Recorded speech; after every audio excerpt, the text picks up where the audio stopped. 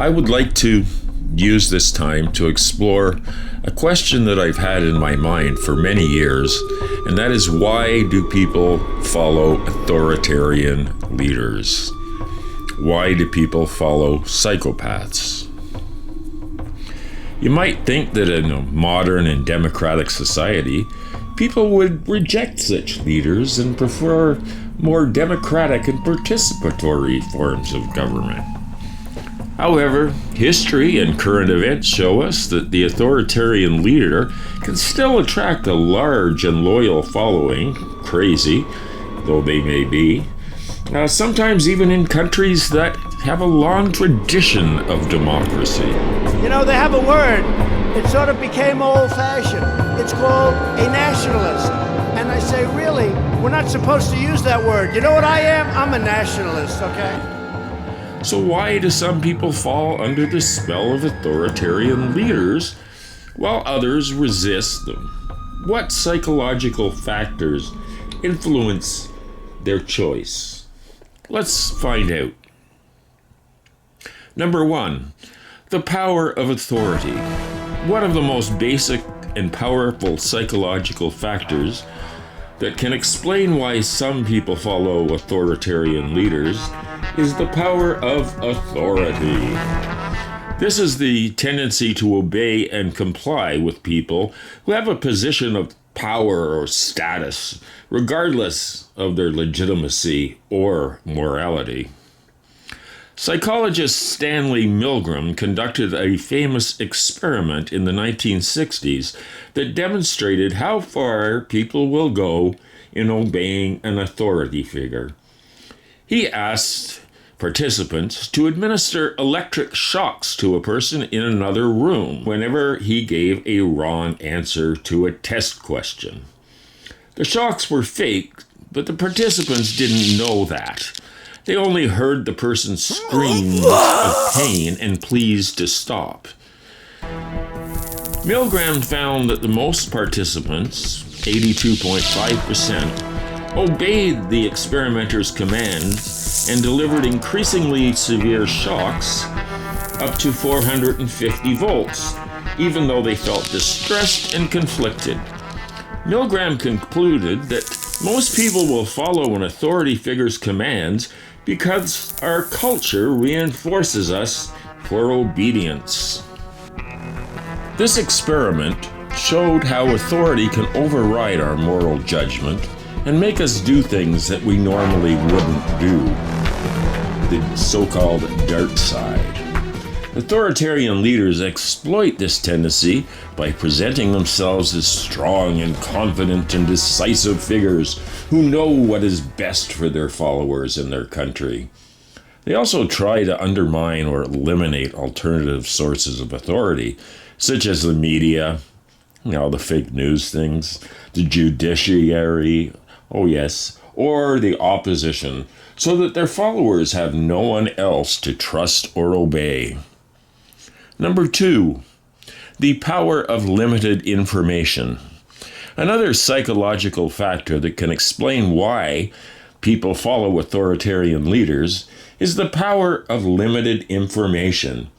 This is a tendency to rely on incomplete or inaccurate information when making decisions or forming opinions.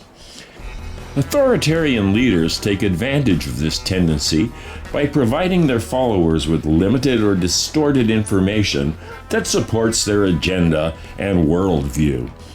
They may censor or discredit the press, academia, science, or other sources of information that challenge their claims or expose their lies.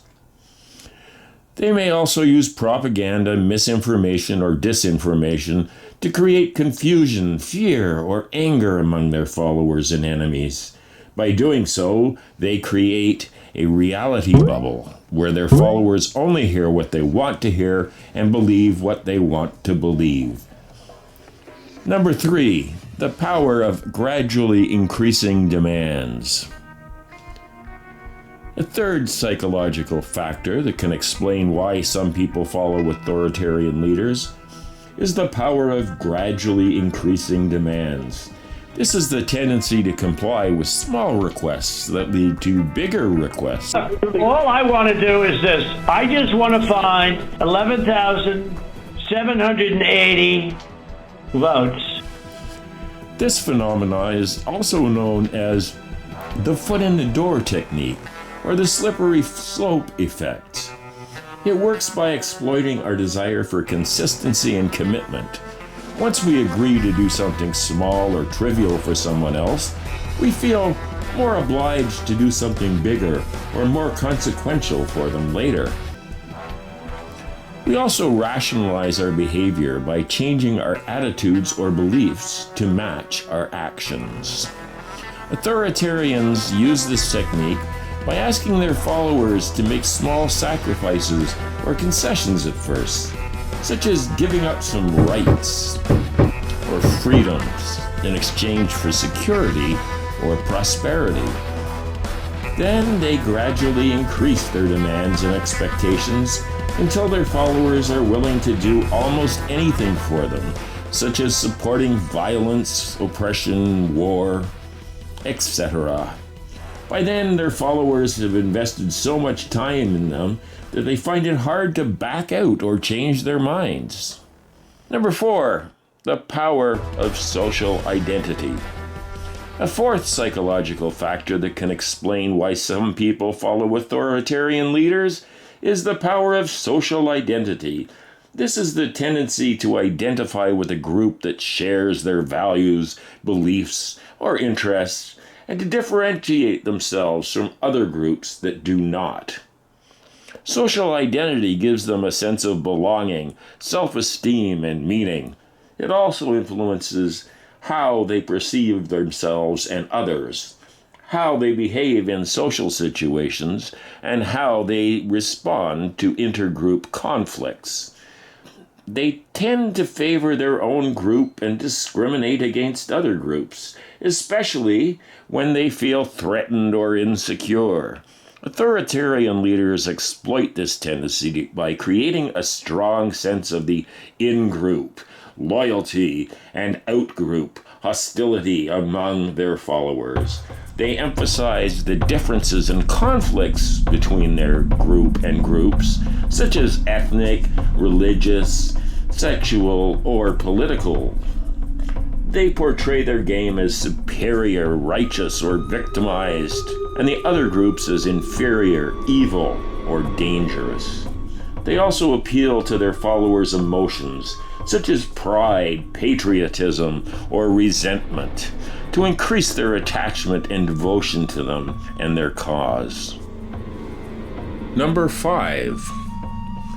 The fifth and final psychological factor that can explain why some people follow authoritarian leaders is the power of personality.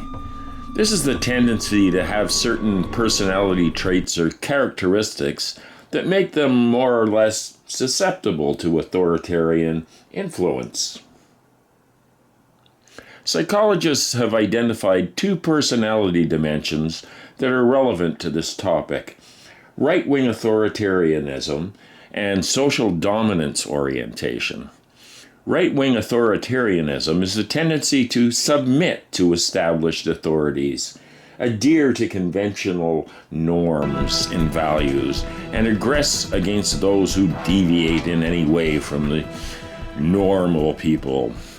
Social dominance orientation is the tendency to prefer hierarchical and unequal social relations, endorse dominance and competition over cooperation and equality, and oppress or exploit weaker or more subordinate groups. People who score high on these dimensions are more likely to support authoritarian leaders and policies than people who score low on them. They are also more likely to be prejudiced, intolerant, dogmatic, and aggressive towards the other. They may seek authoritarian leaders who can protect their status and interests, validate their beliefs and values, and justify their actions and attitudes. So there you have it, 5 psychological factors that can explain why some people follow authoritarian leaders.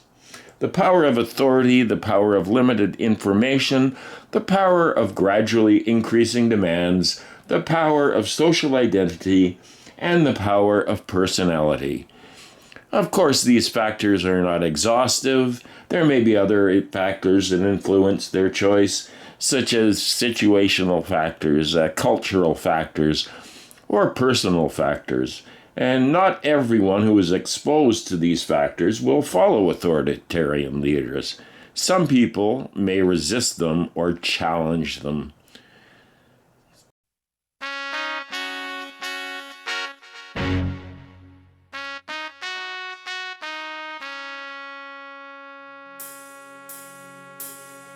Thanks for watching. All right. Hope you enjoyed it. Back to the regular veg show next time. Take care, everyone.